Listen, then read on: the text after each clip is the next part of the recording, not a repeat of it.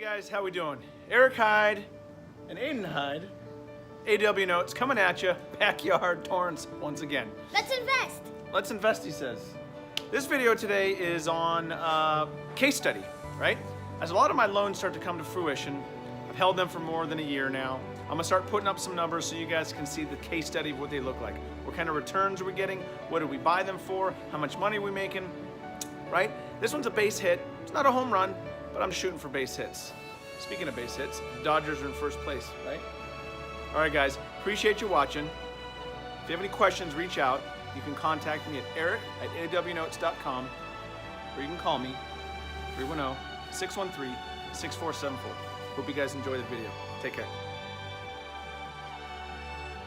Okay, so here we are. I'm going to dive right in. So this is a note investing case study. This will be the first of many that I'll be putting out over the next few months. This one is a non-performing contract for deed out of Memphis, Tennessee. But before I get started, I'll tell you why I chose this particular one. This one's a base hit. I didn't get rich off this one. Didn't pay for my my son's college tuition. But what I did do is make some money. What I did do is learn a little bit about business and about notes and contracts for deed. So for me, those are all base hits. And you know, I could sit up here and show some other ones, and I will as the months come, of some home runs that I have.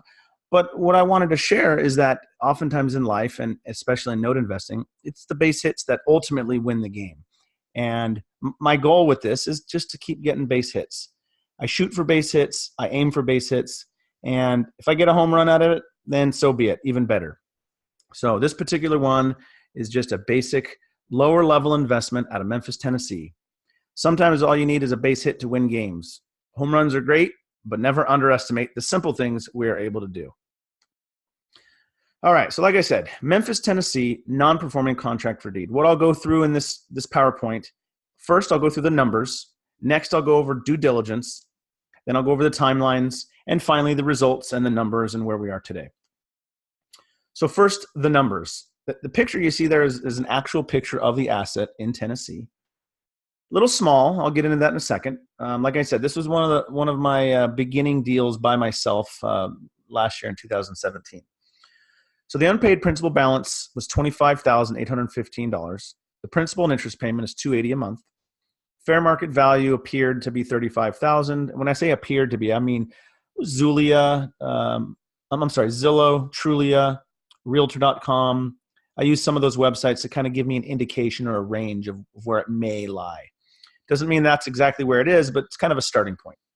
So we see it's a 2-bedroom, 1-bath, 850 square foot home. A little small, like I said. It's a single family residence. And one of the things I've learned is that I don't typically choose small houses like this now. When I got started, I didn't see the value in picking something a little bit bigger, but one of the exit strategies would be to keep as a rental or sell it. And if it's a 2-bedroom, 1-bath, it's just a little hard to rent or a little harder to sell. So, but anyways, the lot itself was 9,900 square feet. The taxes were current. The borrower was 8 months behind. And the crime in the area based on Trulia was relatively low. And when I say relatively, those of you that know Memphis know that the neighborhoods are kind of street by street. Some have high crime, some have lower crime. And this particular asset was in an area that was relatively low. Okay, so, and I didn't mention this was an asset that I got from on a tape from a hedge fund. So I'd picked this one out based on the numbers. And now I start into my due diligence. And so what I did was I'd start looking at the taxes. And I use Netra Online. It's a great resource, netraonline.com. You go in and you plug in the city and state, and then the address, and it'll take you to the city or county website where you can look up their taxes and see if there's any outstanding taxes owed. Next thing is the value. I'll have a realtor drive by, give me their value. Realtors are great because they'll give you what the value of the asset is based on their knowledge of that market. You can also order a BPO or a broker priced opinion. In this particular one, I actually had a realtor drive by and give me their opinion. Property management company. I already had some rentals in Memphis, so I even reached out to them to confirm the value. Again, I used Trulia Crime Map, and my knowledge of Memphis sort of helped me decide this was a market I wanted to invest in. And me personally, I liked Memphis, and I still like Memphis because of the population is trending upward over time as opposed to downward in some other cities. The growth of the city with regards to jobs, it was trending upward, and I like that. And some other companies like FedEx has a huge hub in Memphis, and I like that. So I was all in with Memphis, still am. I like Memphis a lot. And then the last thing is ROI calculations, or my return on investment. Got to look at the numbers specifically to see if this is going to make sense and what my bid price might be. So in this particular one, I actually put in a bid of $10,000, and I'll tell you how I came up with that. The monthly P&I is $280. If I can get that payment all year round, that's going to give me an annual income of $3,360. And if I divide that by my bid of $10,000, that would theoretically give me a return on investment of 33.6%. Now that's in a bubble in a ideal situation, and that's obviously also before any workout costs, loan servicing, attorney's fees, any cleanup if it goes vacant, things like that.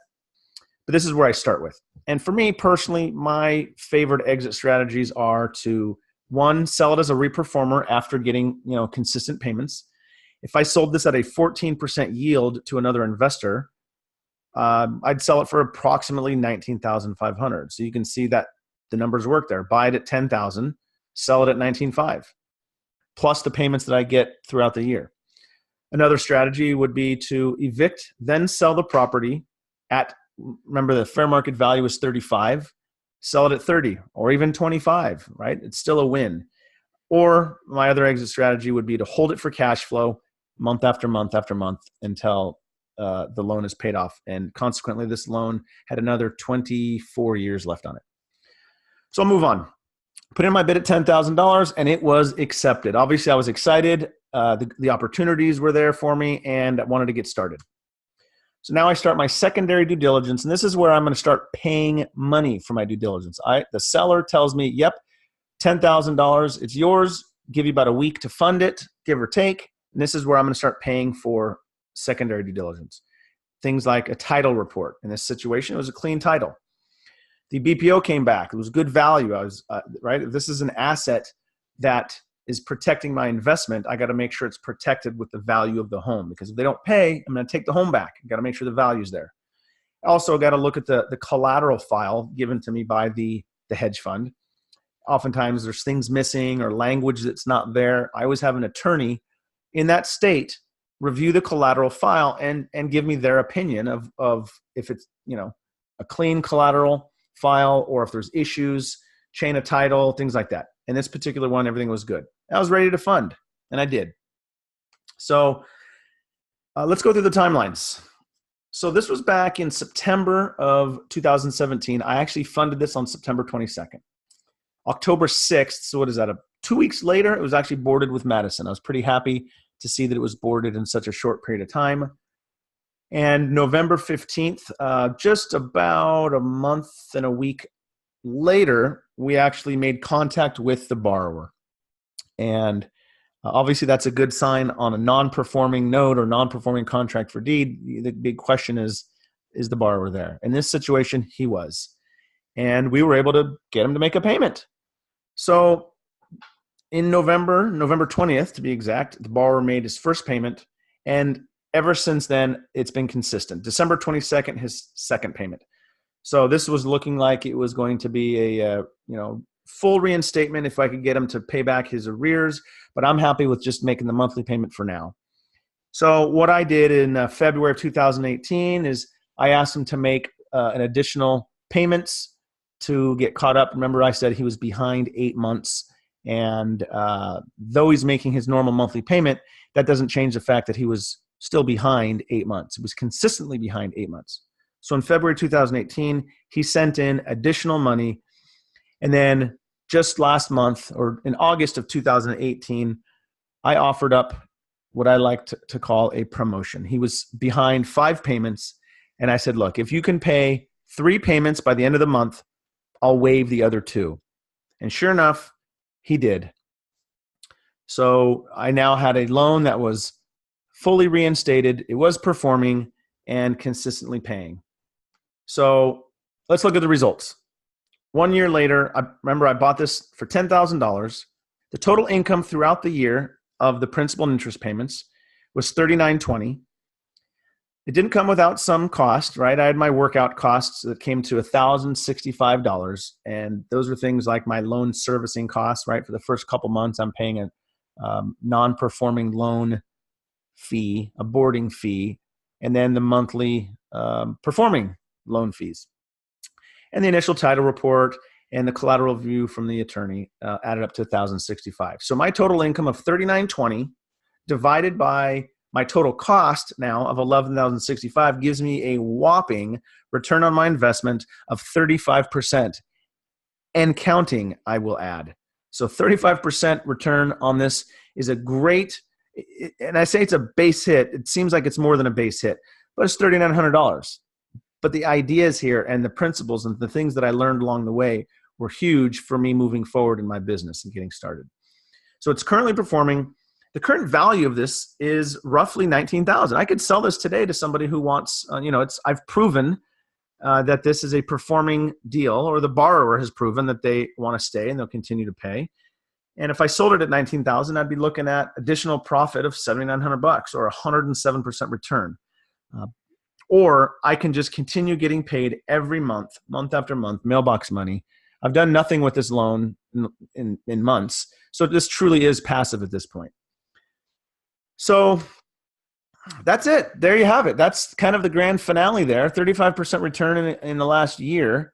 So if you liked this and you would like to learn more and you want to know more about note investing, whether it's non-performing or performing, you can always reach out to me at eric@awnotes.com, or you can call me or text me 310-613-6474.